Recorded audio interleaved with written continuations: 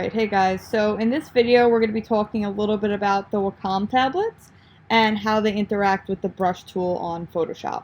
So first and foremost, let's get comfortable with the Wacom tablets. I'll try to verbally explain how they work. So essentially, it works as a mouse when you are hovering the pen over the actual tablet. So if you see my mouse moving around the screen right now, that's because I'm hovering over.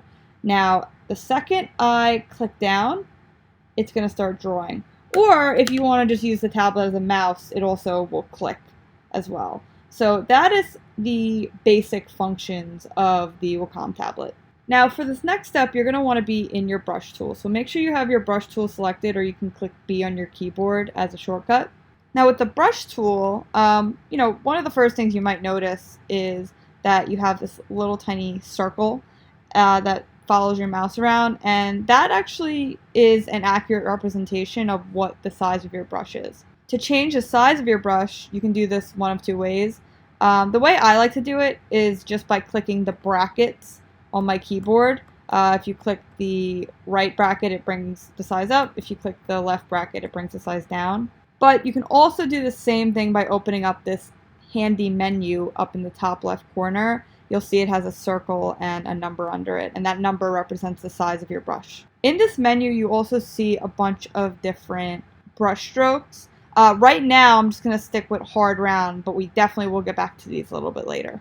Now, brush strokes, or having the ability to change brush strokes, is great, but the Wacom tablet almost makes that irrelevant, and I'm going to show you why in just a second. But first, let's make a basic squiggly line right on the top of our screen without doing anything else, just so we can kind of see how the tablet works by default. You'll notice it's just a mono weight line. There's no edges, there's no kind of sense of pressure on the pen. It's just kind of like a simple drawing. What I really like about Photoshop is that you actually have the ability to change your brush stroke based on the pressure that you put on the tablet. And one way that you can do this is by turning on pressure for opacity. And you can find that right up here next to the opacity section. So I'm going to click this little circle with the little pen on it. And what's going to happen here is it's going to actually monitor my pen pressure as I draw. So I'm going to start off a little bit light, and then I'm going to go a little darker.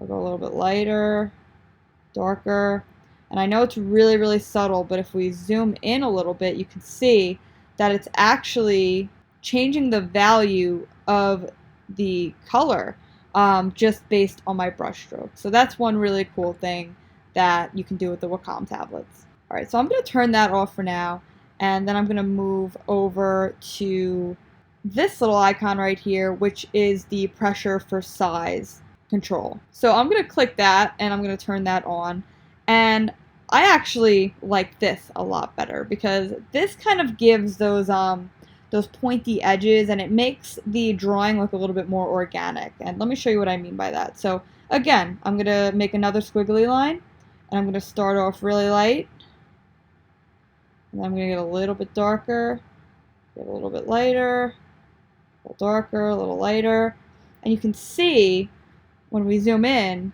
how it's monitoring that pressure, and it almost looks like a real, inky pen stroke, and it even kind of skips in certain areas. That's very natural, and that's something that you would see on an actual piece of paper when you hit it with an inky pen, Alright, so now that we know about those options, let's go back into our brush menu and explore some of these different brushstroke options. You can even see that some of them say pressure size.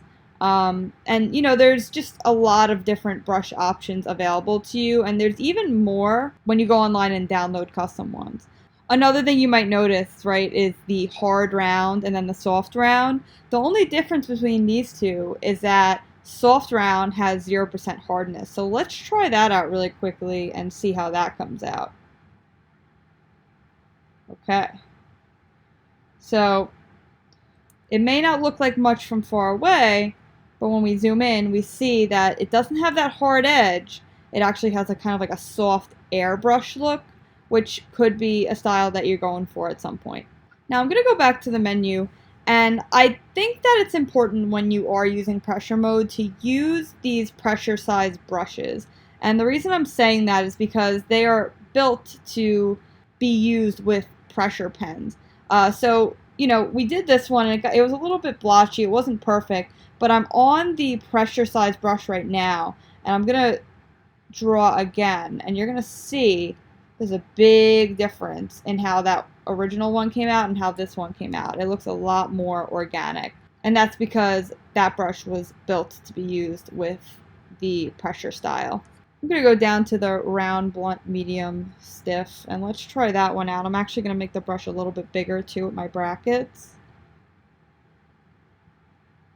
Like, look at how awesome all that is. There's just so many things that you can do with the brush tool on Photoshop. So I really encourage you guys to look through everything and test it all out.